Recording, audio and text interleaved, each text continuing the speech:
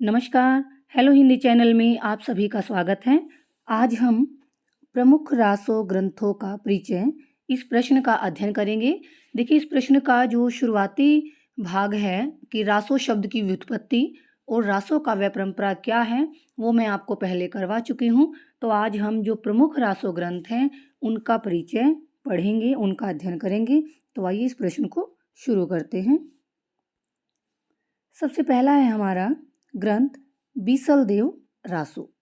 अब बीसलदेव रासो के जो रचयिता हैं वो है नरपति नाल हैं और इस ग्रंथ की रचना संवत 1212 विक्रमी में हुई थी। बीसलदेव रासो 125 छंदों में लिखी हुई एक प्रेम परक रचना है, लेकिन इसमें प्रेम परक रचना है, लेकिन साथ ही साथ ये विरह से युक्त है। विरह की इसमें प्रधानता है। और इस ग्रंथ का जो चरित नायक है वो हैं विग्रह राज चतुर्थ, जो कि एक ऐतिहासिक व्यक्ति है। बीसलदेव रासो में को हम कहेंगे कि ये आदिकाल की एक श्रेष्ठ काव्य कृति है और इस कृति को 4 खंडों में विभक्त किया गया है। प्रथम खंड में हम देखते हैं कि अजमेर के राजा विग्रह राज चतुर्थ, जो कि इसके चरित नायक हैं, जिसको उसी का नाम विसलदेव है, विसलदेव का परमार वंश के राजा भोज की कन्या राजमती से विवाह होता है। यह वर्णन इसके प्रथम खंड में दिखाया गया है कि विसलदेव का विवाह राजा भोज की कन्या राजमती से हुआ। इसके द्वितीय खंड में दिखाया गया है कि जब रानी के व्यंग्य से रुष्ट होकर राजा उड़ीसा चले जाते हैं, इस कथा का वर्णन द्वितीय खंड में आता है। और तृतीय खंड में जब राजमती विरह से, राजा के वियोग से दुखी होती है, तो उसका विरह वर्णन और 12 वर्ष के बाद राजा का वापिस आना हम तृतीय खंड में देखते हैं। और चतुर्थ खंड में फिर उन दोनों का पुनर्मिलन है, यानी बीसलदेव का और रानी राजमती का पुनर्मिलन दिखाया गया है बीसलदेव रासो में। उसके पश्चात है पृथ्वीराज रासो। अगला हमारा ग्रंथ है पृथ्वीराज रासो। अब रासो काव्य में पृथ्वीराज रासो विशेष ख्याति प्राप्त काव्य है। आचार्य रामचंद्र शुक्ल ने इस ग्रंथ को हिंदी का पहला महाकाव्य माना है। इस ग्रंथ की रचना की थी कवि चंद बरदाई ने, जो कि पृथ्वीराज चौहान के दरबारी कवि भी हैं और उनके अभिन्न मित्र भी हैं। इसका कथानक दिल्ली और अजमेर के हिंदू शासक पृथ्वीराज चौहान की वीरता एवं शौर्य पर आधारित है। उनकी वीरता का वर्णन किया गया है इसमें। हालांकि इस ग्रंथ की प्रामाणिकता पर संदेह व्यक्त किया जाता है, पर काव्य सौंदर्य की दृष्टि से यह एक उत्कृष्ट काव्य है। वीर और श्रृंगार रसों की जैसी सुंदर योजना इस महाकाव्य में की गई है, वैसी बहुत ही कम ग्रंथों में हमें देखने को मिलती हैं। अलंकारों का भी सहज प्रयोग किया गया है, छंदों की विविधता है और इसी कारण रासो काव्य परंपरा का यह सर्वोत्तम ग्रंथ माना जाता है। कवि की भाषा डिंगल एवं पिंगल है, जो रसों के अनुकूल है।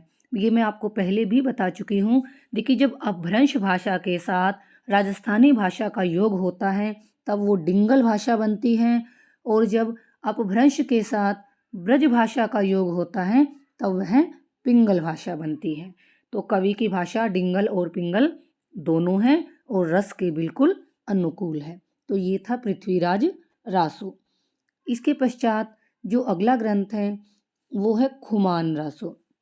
अब खुमान रासो के जो रचयिता हैं वो दलपति विजय हैं और अन्य रासो ग्रंथों की भांति यह भी एक संदेहास्पद काव्य रचना है।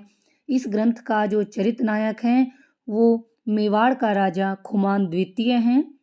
आचार्य रामचंद्र शुक्ल इसे 9वीं शताब्दी की रचना मानते हैं, तो वहीं पर डॉक्टर मोतीलाल मेनारिया हैं, वो इसे 17वीं शताब्दी की रचना मानते हैं। लेकिन अगर हम तथ्यों के हिसाब से देखें तो आचार्य शुक्ल का मत हमें अधिक सही लगता है। इस ग्रंथ की जो प्रामाणिक हस्तलिखित प्रति है वो आज भी पूना संग्रहालय में उपलब्ध हैं और इस ग्रंथ में लगभग 5000 छंदों में इसकी रचना की गई है।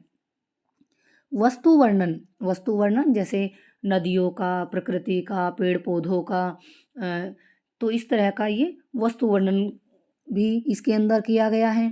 नायिका भेद भी प्रोषित पति का नायिका है, तो विरहिणी नायिका है, नायिका के बारे में भी इसमें बताया गया है। और षड ऋतु 6 प्रकार की ऋतुओं के वर्णन भी इस ग्रंथ के अंदर किया गया है। वीर रस ही इस ग्रंथ का प्रधान रस है। वीर रस है, लेकिन उसके साथ साथ श्रृंगार रस के मार्मिक और हृदय स्पर्शी चित्र भी इस ग्रंथ में उपलब्ध होते हैं, देखने को मिलते हैं। तो अनेक ऐतिहासिक भ्रांतियाँ होने पर भी इस ग्रंथ में अनेक प्रकार के छंदों का प्रयोग किया गया है। तो ये था खुमान रासो ग्रंथ। अगला जो हमारा है परमाल रासो। परमाल रासो इस ग्रंथ की रचना कवि जगनिक ने की है, जो चंदेल वंश के राजा परमर्दी देव के दरबारी कवि थे। यानी चंदेल वंशी राजा परमर्दी देव के दरबारी कवि जगनिक, और उन्होंने इस ग्रंथ की रचना की। इस ग्रंथ का रचना काल 13वीं शताब्दी का प्रारंभ माना जाता है। और इस ग्रंथ में वैसे तो प्रमुख रूप से आला और उदल, ये जो क्षत्रिय सामंत थे, इन दोनों की वीरता का वर्णन इस ग्रंथ में किया गया है। उत्तर प्रदेश में परमाल रासों को आला के नाम से या आलाखंड के नाम से भी जाना जाता है। वीर भावना का जितना प्रौढ़, जितना उत्कृष्ट रूप हमें इस ग्रंथ में देखने को मिलता है, वैसा अन्यत्र दुर्लभ है। आज भी कहते हैं कि वर्षा काल में उत्तर प्रदेश के गांव-गांव में आला के स्वर सुने जा सकते हैं, और जो श्रोताओं के हृदय में एक वीर रस का संचार कर देते हैं, वीरता भर देते हैं। तो ये था परमाल रासों का वर्णन। इसके पश्चात अगला ग्रंथ है संदेश रासक। इस ग्रंथ के रचयिता अब्दुल रहमान हैं, और इस ग्रंथ का रचना काल भी काफ़ी संदेहास्पद है। यह भी एक विरह से संबंधित खंड काव्य है, जैसे प्रबंध काव्य है, मुक्तक है, खंड काव्य। तो यह ग्रंथ जो है एक खंड काव्य है, और काल्पनिक लोक कथा पर ये आधारित है। कल्पनाओं का समावेश इसमें ज़्यादा है। यह खंड 223 पदों में लिखा गया है और 3 प्रक्रमों में विभाजित किया गया है। इस ग्रंथ में एक विरहिणी नायिका की विरह जनित, यानी विरह के कारण उत्पन्न भावनाओं को और उसकी पीड़ाओं को इसमें अभिव्यक्त किया गया है। संदेश राशक जो है वो एक दूत काव्य है। इसमें नारी के हृदय की परवशता, उसके हृदय की आकुलता और विदग्धता, कि विरह के कारण जो वो विदग्ध हुई है, दुखी है, बेचैन है, ये सभी इस ग्रंथ में एक साथ मुखरित हो उठे हैं। काव्य कहें, भाषा कहें या इतिहास, इन तीनों ही दृष्टियों से यह एक महत्वपूर्ण ग्रंथ है, संदेश राशक। अगला हमारा ग्रंथ है विजयपाल रासो। विजयपाल रासो के जो रचयिता हैं वो है नल सिंह। नल सिंह के द्वारा लिखा गया काव्य है ये। इस ग्रंथ के केवल अभी तक 42 छंद ही प्राप्त हमें हुए हैं, और इस ग्रंथ में विजयपाल की दिग्विजय का वर्णन किया गया है। मिश्र बंधुओं ने इस ग्रंथ का रचना काल 1298 ईस्वी माना है, लेकिन माता प्रसाद गुप्त इस ग्रंथ का रचना काल 1543 ईस्वी के बाद मानते हैं। यह भी वीर रस से युक्त रचना है, वीर रस प्रधान रचना है। इसके बाद हमारा अगला ग्रंथ है हमीर रासो। यह रचना कवि शारंगधर द्वारा रचित मानी जाती है, लेकिन राहुल सांकृत्यायन ये कहते हैं कि शारंगधर कवि ने नहीं, बल्कि जज्जल कवि ने इसकी रचना की है। लेकिन अधिकतर विद्वानों के अनुसार हम कहेंगे कि हमीर रासो की रचना शारंगधर ने ही की है, कवि शारंगधर ही इसके रचयिता हैं। हमीर रासो की प्रामाणिकता के विषय में भी संदेह है। ये भी एक संदेहास्पद रचना है। अभी तक यह रचना अपने पूर्ण रूप में उपलब्ध भी नहीं हुई है। प्राकृत पैंगलम में हमें इस रचना के केवल 8 छंद मिलते हैं, और उन्हीं छंदों के आधार पर यह अनुमान लगाया जाता है कि हमीर रासो नाम का भी कोई ग्रंथ लिखा गया था। तो ये थे हमारे प्रमुख रासो ग्रंथ जिनका अध्ययन मैंने आपको करवाया। मैं उम्मीद करती हूँ कि आपको यह प्रश्न समझ आया होगा। अगर आपको यह प्रश्न समझ आए तो कृपया लाइक, शेयर और चैनल को सब्सक्राइब अवश्य करें।